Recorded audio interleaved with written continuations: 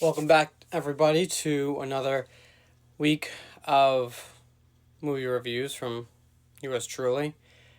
Review 1, we got Final Destination. Came out in 2000, rated R. It's an hour and 38 minutes. Now, before I dive into the cast, I want to just reiterate to anybody, if you are easily scared, if you have anxiety off the charts, don't watch this movie. I mistakenly watched it when I was younger, and since then I kind of got suckered in. But it's made me very hyper vigilant with every surrounding that I'm around. So I don't really get to enjoy stuff as much as I would like because my brain is so focused on the what ifs. So let's dive into this. The cast, we have Devon Sawa as Alex Browning. We have Ali Larter as Claire Rivers. We have Kerr Smith as Carter Horton. We have Kristen Cloak as Valerie Luton. We have Daniel Roebuck as Agent Winey. I'm probably mispronounced it. You guys know that's my forte. Here comes another one.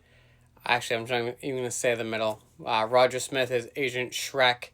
We have Chad Danella as Todd Wagner. We have Sean William Scott as Billy Hitchcock. We have the great Tony Todd as Bloodworth. We have Amanda Detmer as Terry Chaney. And we have Brendan Fay as George Wagner. Now, as you can tell, and I'm sure you all know about what Final Destination is, but for those who don't know, I'm going to kind of give you a little synopsis of it. So, Final Destination is exactly what it says in the title. It is the last stop to wherever. And in this instance, it's to death. Now, the film is, it starts off very creepy. We get introduced to Alex right off the bat. And, from there, they go to JFK and they are boarding a flight to Paris for school.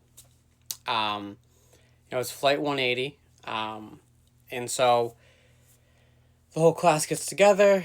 All this creepy stuff is happening, and Alex is, he's trying to figure it out. He's like, something doesn't feel right. So they go on the plane, and all this weird stuff starts happening, and the plane blows up. But then, so at that point you think, okay, well, the movie's over. No, because then it rewinds back, and Alex starts freaking out. The plane's gonna blow up. The plane's gonna blow up. Well, obviously, when you're on a plane and you say that, you get tossed off immediately. So him and a couple of his classmates and a teacher end up getting taken off the plane, and they're like, all right, you have to take a later flight.